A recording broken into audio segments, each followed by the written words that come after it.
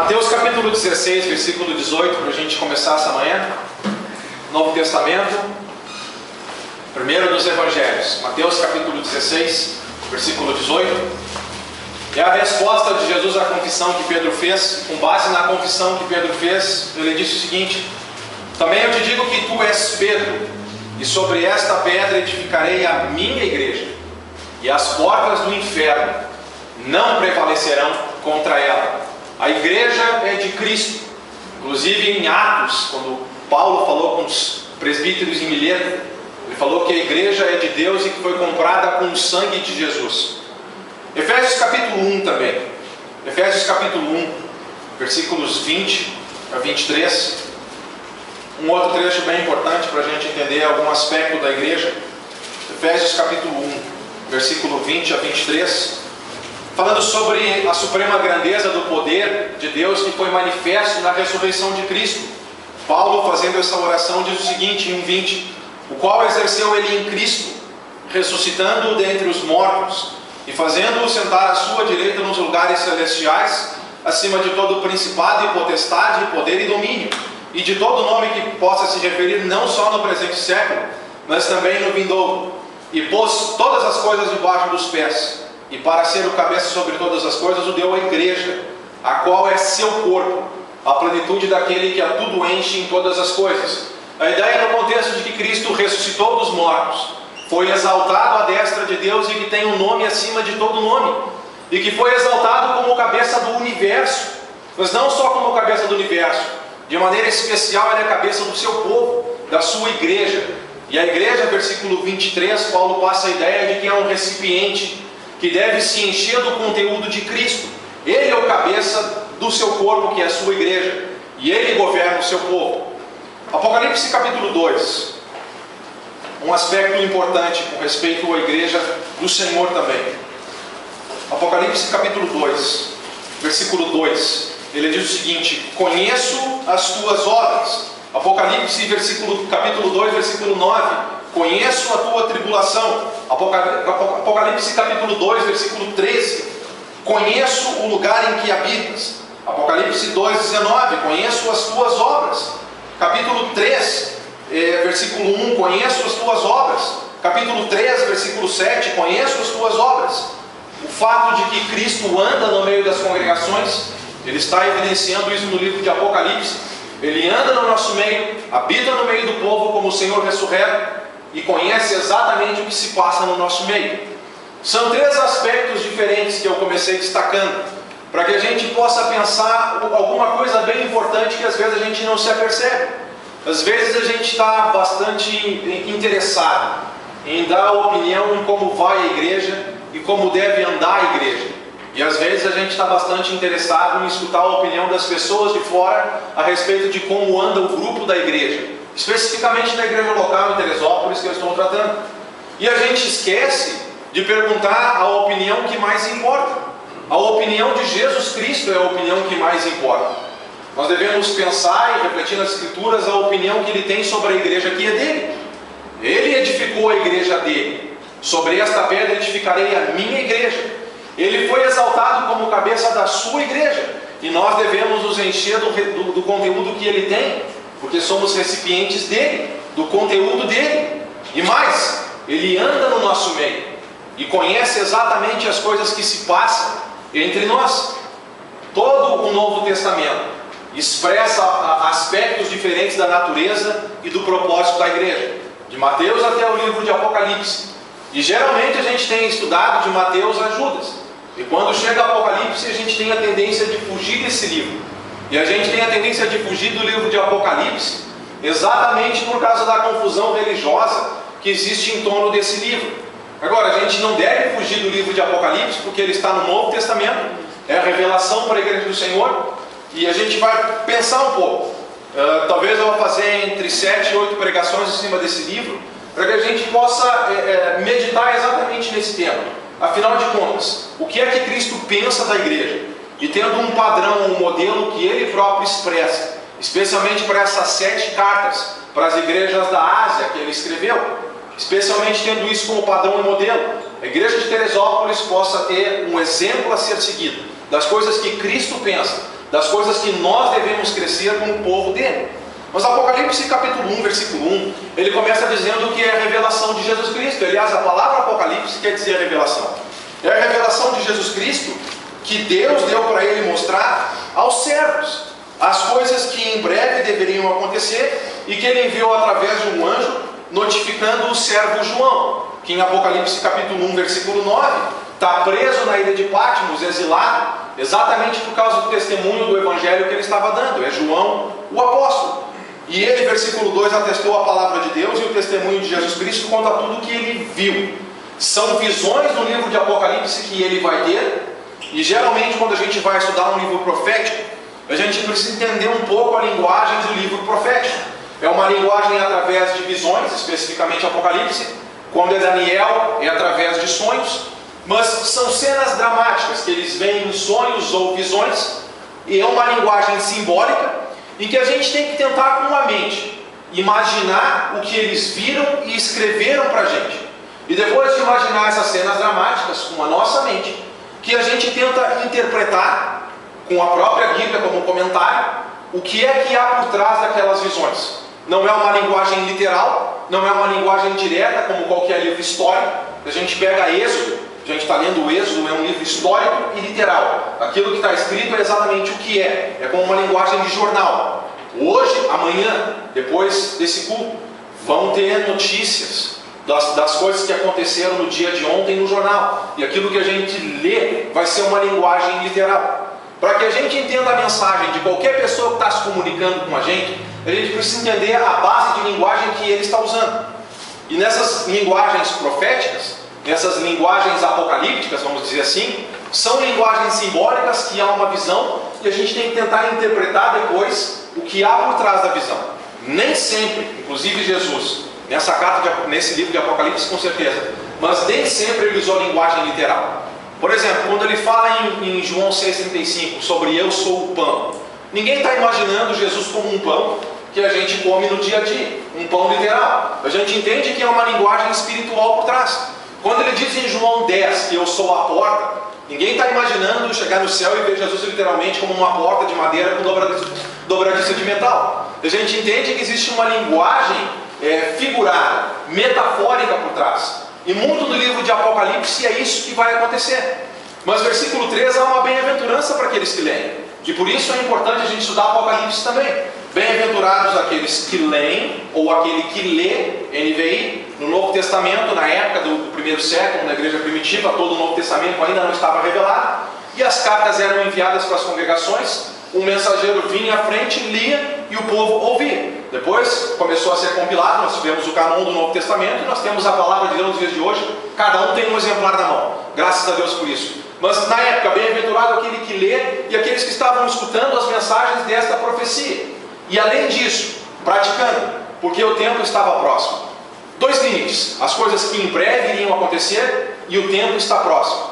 Não é alguma coisa de linguagem do fim do mundo, catastrófica, é coisa que estava revelado para aquelas 7 igrejas da Ásia do momento, mensagens específicas para eles que estavam enfrentando algumas perseguições severas, algumas lutas muito difíceis. E esse livro vai apresentar a grandeza e a vitória de Jesus Cristo contra o mal, que independente das perseguições que estão acontecendo, mesmo que venha a acontecer morte, por exemplo, Apocalipse 2,10 para a igreja de Esmirna, ou Apocalipse 2,13 em Pérgamo, que até Antipas havia já morrido, mesmo assim, nós podemos nos manter fiéis a Cristo, porque Ele tem as chaves da morte na mão.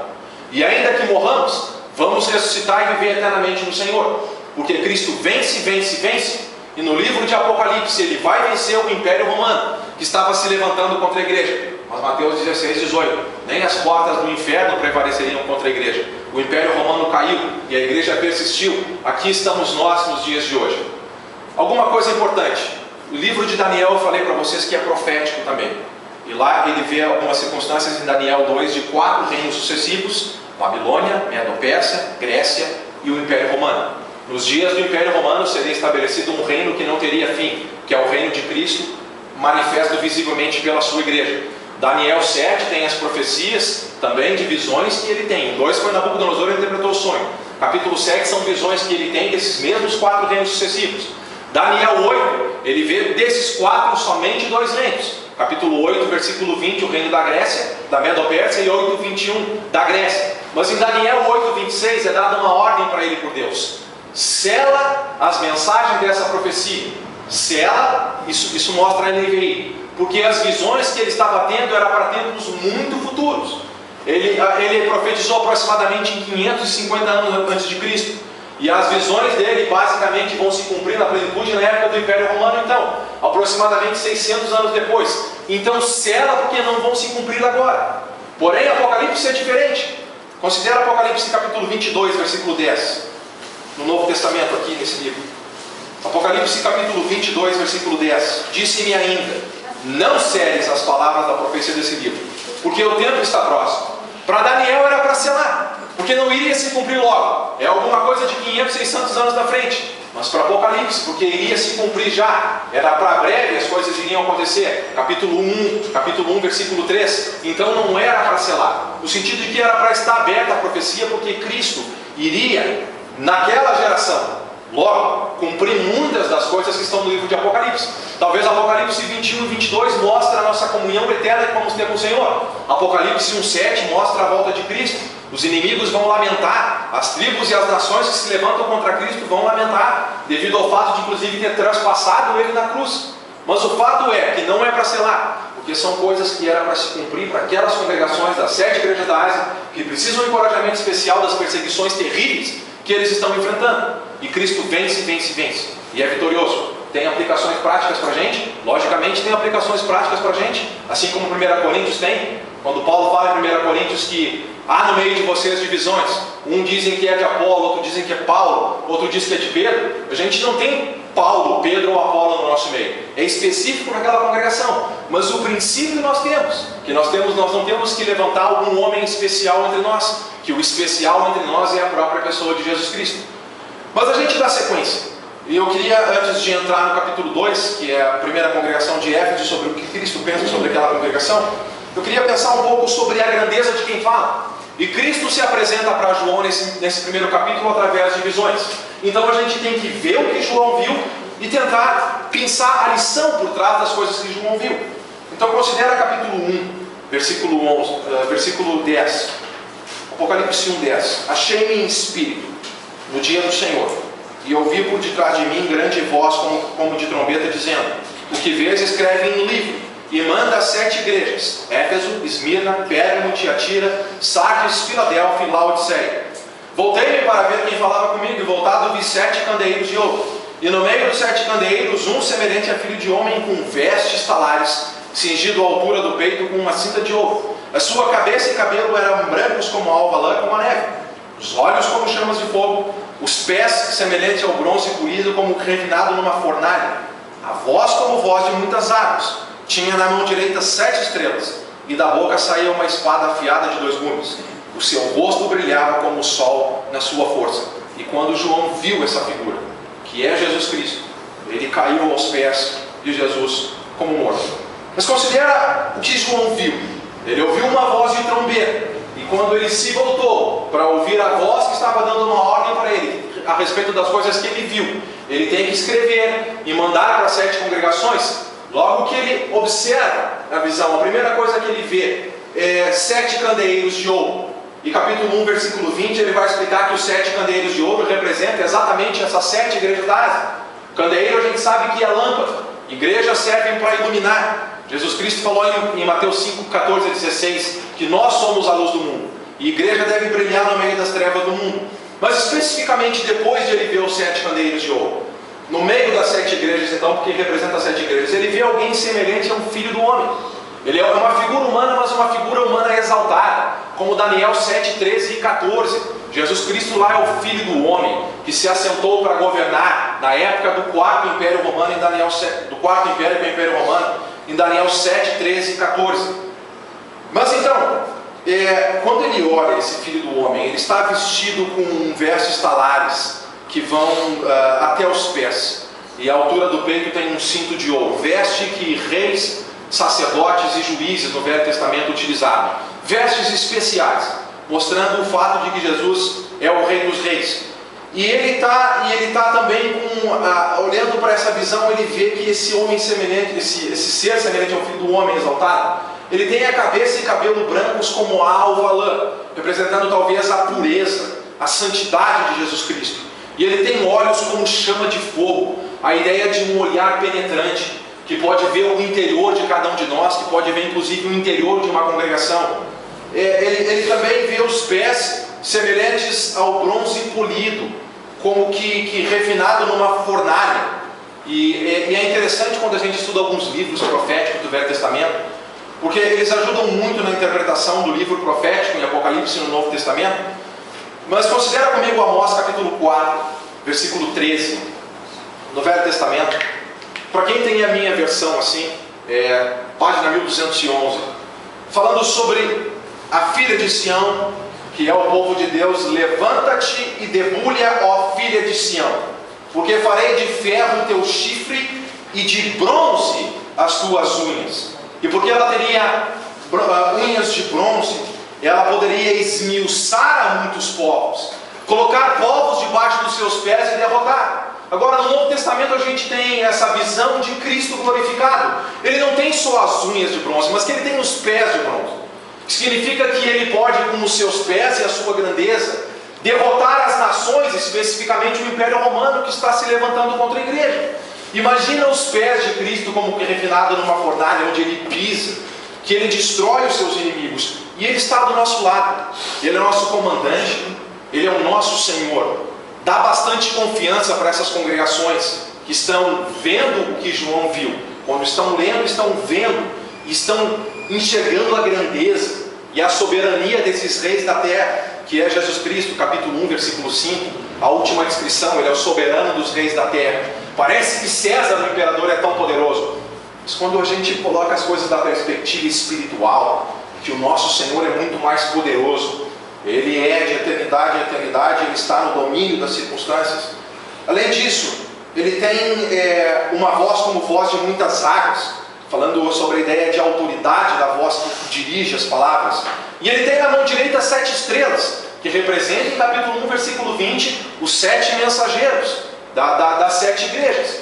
Agora, quando a gente pensa sobre um ser que tem a capacidade de segurar 7 estrelas na mão, às vezes o Luiz gosta de astronomia, é isso? Então, ele pode me corrigir se eu estiver errado, mas eu nunca estudei muito sobre isso, mas dizem que muitas das estrelas são até maiores do que o Sol. Imagina um ser que pode segurar 7 estrelas na sua mão direita. A grandeza da visão, o impacto que está tendo na visão de João, da grandeza de Cristo, vai muito além de um bebê recém-nascido e frágil.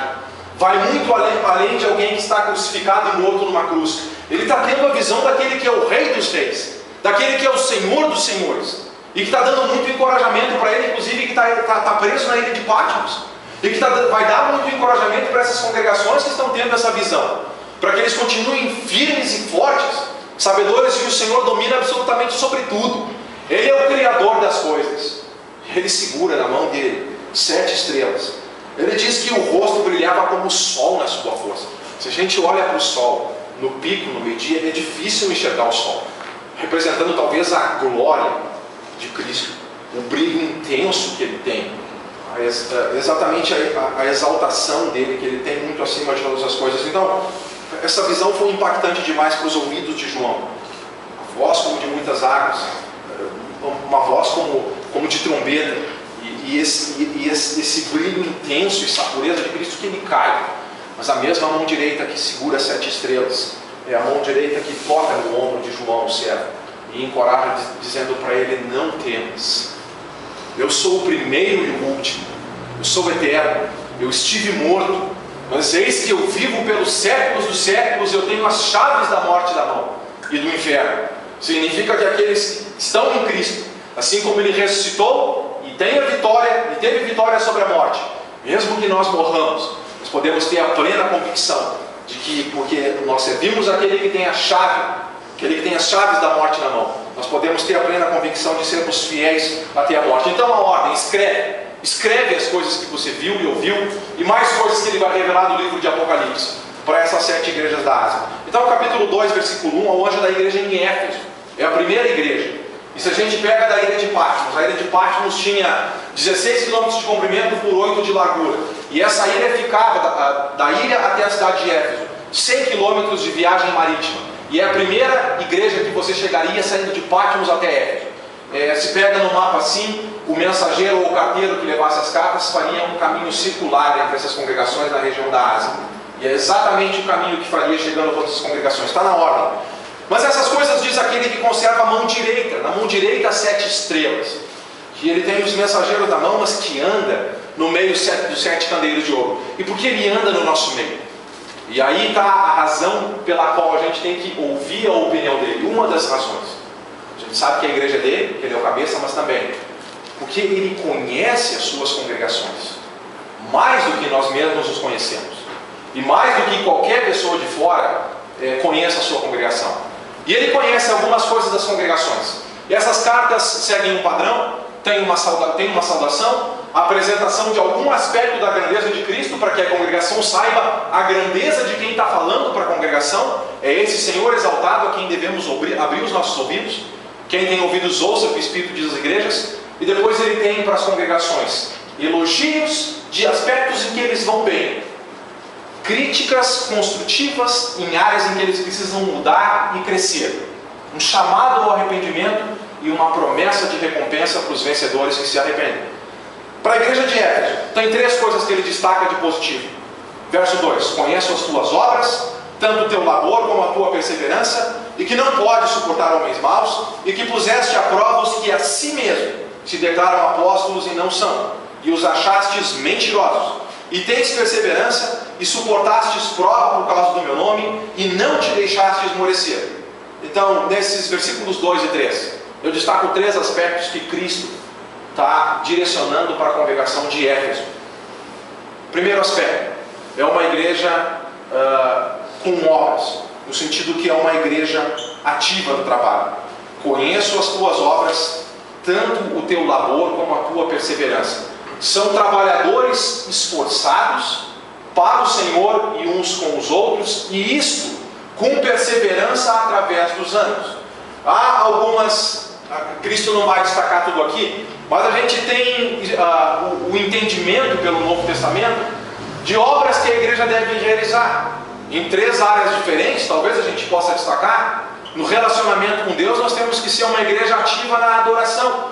Nós estamos aqui, afinal de contas, e pode ser que a gente não tenha se percebido disso, mas nós estamos aqui para adorar ao Senhor. É o primeiro aspecto. Inclusive a igreja de Atos 2, 42 a 47, era uma igreja que adorava o Senhor, que continuamente estavam juntos para louvar o Senhor, para orar, para fazer o que nós fizemos aqui, inclusive para compartilhar o pão. Uma igreja que estava direcionada ativamente na adoração ao Senhor. Mas o nosso relacionamento não é só com o Senhor. Nós temos que realizar e sermos ativos. Uma igreja precisa ter vida na ideia do relacionamento uns com os outros. Que nós precisamos edificar uns aos outros, espiritualmente falando. Que nós precisamos, com os nossos dons, ajudar o crescimento espiritual um do outro. De acordo com a verdade, nós precisamos fazer isso. Também nós precisamos abençoar uns aos outros. E para isso nós partilhamos da coleta quando há necessitados entre nós. E a igreja do primeiro século fazia isso. Era uma igreja que amava, então, nesse sentido, em Atos 2, 42 a 47. Inclusive, se precisasse vender algum bem material para ajudar algum irmão que está abaixo da linha da pobreza, que nem o pão de cada dia tem para colocar na mesa, administrado com sabedoria, procurando os verdadeiramente necessitados. Mas existia isso naquela congregação de Atos 2, 42 a 47. Além disso, era uma igreja que aprendia, sentada aos pés dos apóstolos, sempre ali, procurando a vontade do Senhor para as suas vidas. Isso é alguma coisa que nós devemos fazer. Mas também, não temos só relacionamento entre nós. A igreja deve ir na direção do mundo. Nós nos relacionamos com o mundo. Uma igreja, então, em Atos 2, 47, que evangelizava, porque dia a dia o Senhor ia acrescentando os que iam sendo salvos. Então, essa igreja, ela tinha obras. Ela trabalhava um labor perseverante. E Cristo elogia isso na congregação. Talvez tenha muitos outros aspectos. A gente não pode trabalhar tudo nessa manhã, infelizmente, por causa do tempo. Mas a segunda coisa que Cristo destaca, ainda no versículo 2: não pode suportar homens maus. Puseste à prova homens que se dizem apóstolos e não eram. E comparando com a revelação da palavra, eles acharam esses homens mentirosos. E capítulo 2, versículo 6, alguma seita também que infiltrava no meio dos nicolaítas, capítulo 2, versículo 6, Cristo elogia: vocês odeiam as obras dos nicolaítas como eu também odeio. E ponto positivo para a congregação então. Então era uma igreja com pureza doutrinária. Paulo, quando estava em Mileto, mandou chamar os presbíteros de Éfeso, no último encontro de Paulo com aquela congregação. Depois da prisão em Atos 28, ele vai escrever a carta para eles. Mas ele está dizendo em Atos 20, que eu sei que depois da minha partida lobos vorazes penetrarão no meio de vocês. E que também dentre vocês mesmos tem o perigo de se levantarem falsos profetas, então estejam atentos. Lembrem-se do trabalho que por 3 anos eu fiz entre vocês, admoestando cada um com lágrimas, na escola de Tirano, publicamente, de casa em casa, um trabalho esforçado para não permitir com que falsa doutrina acontecesse. E os irmãos de Éfeso parece que aprenderam bem, porque realmente agora na geração de João, então tentou se infiltrar alguns falsos apóstolos com suas falsas doutrinas. 1 João 4:1, na carta que ele escreveu: provai os espíritos, muitos falsos profetas saem pelo mundo afora, e nem todo profeta que se diz de Deus é de Deus. A maneira pela qual a gente vai provar o ensino do profeta que fala, conhecendo a palavra de Deus, porque Cristo pelo seu Espírito Santo revelou a palavra para os seus apóstolos, eles escreveram, e qualquer coisa que algum homem venha falar, tem que comprovar com a Escritura. Se não estiver de acordo com a Escritura, falso profeta, está fora da Escritura. Logicamente, às vezes, como eu falei ontem, algumas vezes a gente está falando alguma coisa fora por falta de entendimento. É uma coisa. Agora, depois de conhecer a verdade, insistir no erro, daí então é o perigo da falsidade. E os irmãos provaram pela palavra, sentaram, evidenciaram, viram que não eram apóstolos verdadeiros de Cristo e rechaçaram, mandaram embora. Pureza doutrinária é alguma coisa que Cristo elogia e deseja, é o que Cristo pensa para a sua igreja nos dias de hoje. A terceira coisa, capítulo 2, versículo 13: tendes perseverança e suportaste provas por causa do meu nome e não te deixaste esmorecer. Perseverança agora nas perseguições. Essas igrejas estão sendo severamente perseguidas, especialmente para mim. Essas revelações se referem à época de Domiciano, que foi um imperador perseguidor bem terrível, de 81 a 96 depois de Cristo. E ele tinha uma sede por ser adorado. Inclusive, a primeira besta, Apocalipse capítulo 13, representa o Império Romano, ou um imperador perseguidor que quer ser exaltado como o próprio Deus. A segunda besta do capítulo 13 representa falso profecia ou falsa religião que sustenta a falsa adoração e que ensina a falsa adoração ao imperador. Mas você tem Cristo como Senhor ou César como Senhor? Se você não negar Cristo como Senhor e confessar César como Senhor, então você vai ser convidado a passar numa fogueira, numa forca, em qualquer coisa desse tipo. Você vai ser decapitado. E os cristãos aqui nessa região da Ásia estão enfrentando essas severas tribulações e dificuldades. Às vezes roubo dos bens dos cristãos, que a autoridade mete o pé na porta e leva os teus bens embora. Ou Apocalipse capítulo 13, versículo 16 e 17: você é cristão? Então está proibido de vender ou comprar qualquer coisa. Algumas perseguições sistemáticas e difíceis de enfrentar no meio de uma sociedade assim, por ser cristão. Estão enfrentando também, como ele vai falar na igreja de Pérgamo: eu conheço o lugar em que habitas, que é o trono de Satanás, no sentido de diversas falsas doutrinas que estão tentando infiltrar a igreja. Apocalipse capítulo 17, representado pela grande mulher, a grande prostituta, uma sociedade completamente imoral. Então a igreja sendo bombardeada de todos os lados. Mas essa congregação suportou tudo e não esmoreceu, e não negou o nome de Jesus Cristo, e não negou a fé. Só precisa morrer pelo nome de Jesus Cristo. Então a gente morre, mas a gente não recua. E Cristo está elogiando isso. Parece uma igreja perfeita, mas Cristo tem uma crítica. Capítulo 2, versículo 4: tenho um porém contra ti, que abandonaste o teu primeiro amor. A gente precisa entender sobre os motivos pelos quais a gente faz as coisas. Às vezes a gente olha uma congregação de fora e a gente conhece o exterior dela. A gente está vendo assim, como eu estou enxergando com os olhos físicos, e todos nós enxergamos com os olhos físicos. Mas a gente não conhece o coração e as motivações que há por trás das coisas, é a grande realidade. Mas Cristo conhece. E Ele está observando essa congregação, porque Ele anda no meio dela e está falando que está faltando o amor. Primeiro,